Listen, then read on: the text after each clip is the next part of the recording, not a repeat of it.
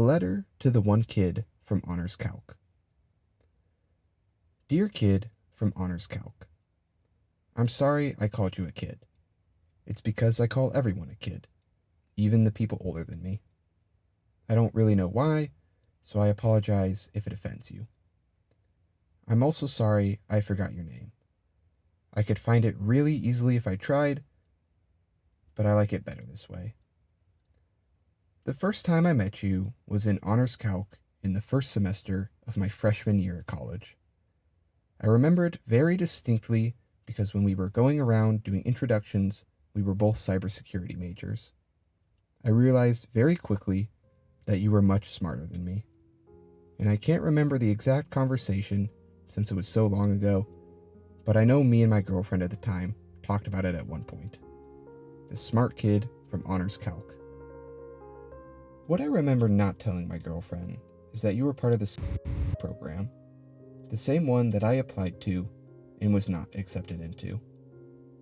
I knew because of the backpack they give you that says program, and it even has your name embroidered on it, I think.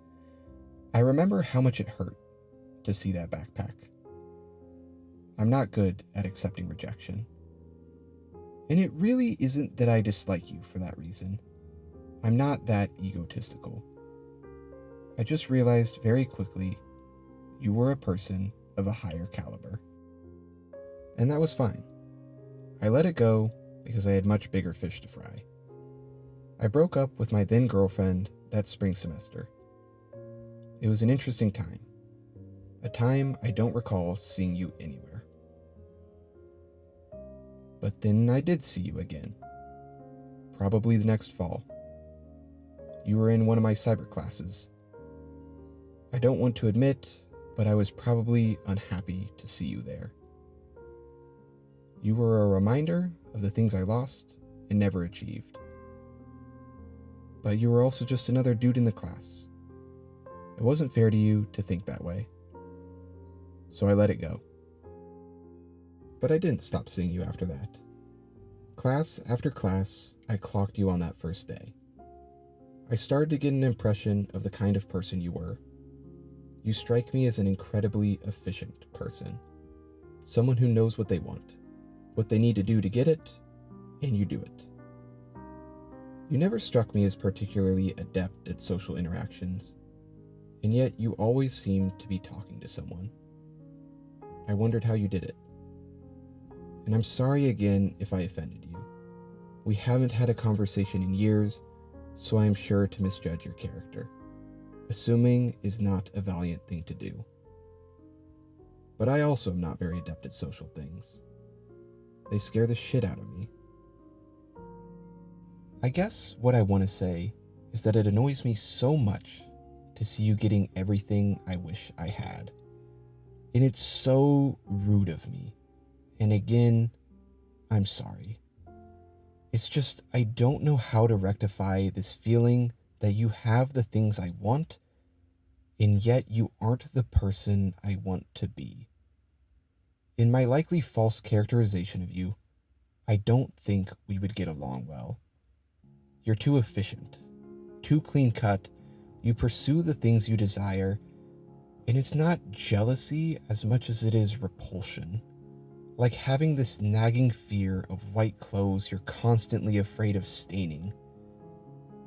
I just wish you would leave me alone. But you don't. In class after class, you appear. Remember our honors class? What a fantastic class. I loved the subject, and the teacher was good, and everything was great, except you were there. It's fine though, because I sat on the left side of the room, and you sat on the right, and we never had to interact. Everything was fine until we had to give presentations. I am really bad at presentations. You know this now. But yeah, I'm really bad at presentations. There is just so much that I want to say during presentations, and I have this need to say it in the right way because I get worried that people will misunderstand me And what ends up happening is I start rambling, but I'm so focused on having everything work together, so I end up running out of breath, and then I panic because I'm in the middle of a sentence, and if I stop to take a breath, it'll seem awkward. And so I finish this sentence, and I'm out of breath, but I have to start my next sentence because I don't want to look weird, and it all comes crashing down. I made a fool of myself. And it annoys me so much because I can talk to people so much better when I know it's not a presentation. I guess I just get so caught up in trying to appear good at it that I shoot myself in the foot. Which is awful, because I've been bad at this since elementary school. And every time I fail at a presentation and I choke on my words and look like a nervous wreck, I tell myself that I will get it next time. And then next time comes, and I set myself up for failure again. But this one was my worst one. Partially because you were in the class, and I think I remember seeing your sympathetic face. But also because I cared so much about my topic of traffic systems. I had something important to say, and I blew up like the fucking Hindenburg in front of you, of all people. And guess what? Your presentation was fucking great. You killed it. Of course you did. And I'm sorry, because I know it's wrong to use you as a face to push my own insecurities onto. I just really wish it hadn't been you in that class. But it's okay. Really. I don't have any hate for you. I don't hate anyone. I gave up on hate recently, including hating myself. See, I've gone on a journey of reflection, and the world is so beautiful and wonderful and so much more than one bad presentation. And none of it was ever your fault. It was all mine.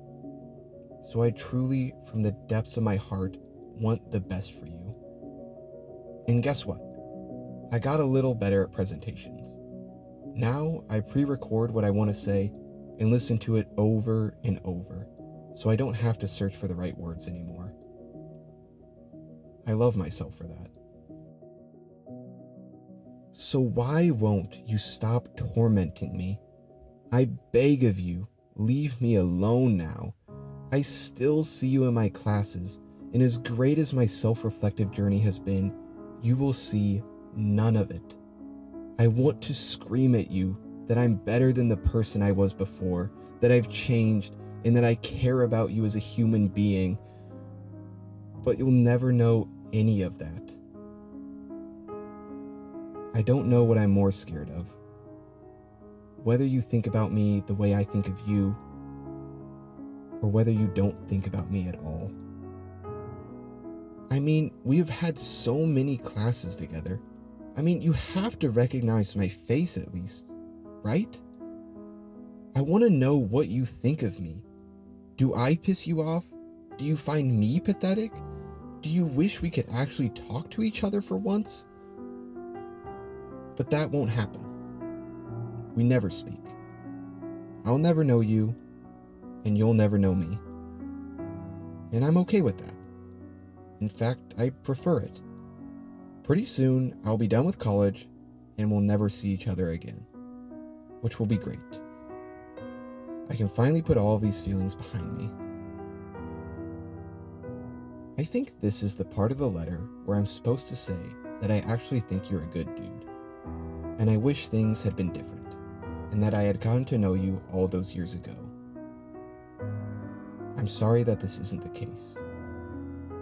I want to be honest with you here in this letter at least. I truly am tired of you. I don't regret not getting to know you better, and it breaks my heart because I want to be the kind of person who can give love like that so freely. I mean, you aren't even a bad person, and I still can't bring myself to want to spend another second around you. It's so obvious that I have this negativity towards you because I see all of my flaws when I look at you. And I think that's part of this whole issue. I wish I could have been the person who carved out a path for themselves, who was social and made friends in class. But that's not me. It's you. And that's fine. I don't want to be you. I don't even want your recognition. I just want you to get away so I can stop comparing myself against you. Let me have my misery without being forced to eat it too. I'm sorry that I made this all a little dark. I don't want you to think I hate you, because I don't. I want the best for you. I want you to get that job that you wanted when I saw you on the other side of that career fair. I want you to have all of your friends and live happily ever after. And I never want you to know how much you've hurt me, because I know you're a good guy and you'd feel bad about it, even though it's not your fault. I realize that I'm not at the end of my self-enlightenment journey. I am trying to become the person who would never have this aversion to another human being.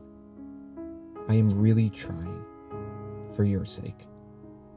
I want there to be a day when I see you and feel silly about all of these feelings, and I'll introduce myself again. And for the first time. I have to change. Because, to be honest with you, kid from Honors Calc, I'm really, really scared that even after we finish college and try and go our separate ways, somehow I'll end up stuck with you again.